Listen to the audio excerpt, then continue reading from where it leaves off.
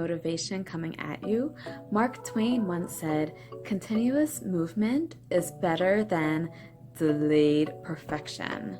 Continuous movement is better than delayed perfection. What that means is that we need to keep going. So especially if you happen to be a perfectionist, which I feel like I am at times, meaning sometimes I will research something to death before taking a step forward. Sometimes we need to just go ahead and take that step forward when we do have a plan set in place and realize that it does not always have to be perfect, because we're able to tweak things along the way. If we notice that something isn't really fitting the way that we're doing it, or it's not going the way we really want it to, we can always tweak it. But if we don't even give ourselves the opportunity to start or to do that thing, then we won't be able to even tweak it. We'll be stagnant, we will be stuck. So sometimes trying to be perfect can actually have a reverse effect on us and make us just be stagnant and stuck. So for example, with my private practice, it came to a point where I was doing a whole lot of research on how to start a private practice, what I needed to have in place, of course, but beyond that, I'm the type of person that I will do even more research to figure out what I need to do exactly to have everything go smoothly and as right as I could possibly get it.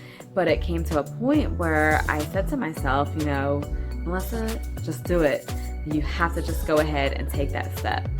Sometimes we test out the waters before we go into a swimming pool, especially if the pool is a little bit cold and we don't want our bodies to get really cold. We'll test the waters out first and maybe put our little toe in, then we'll put a little bit more of our foot in, might put our whole calf in, then put our legs in, and go up to our waist, go up to our chest, and so finally we're all submerged.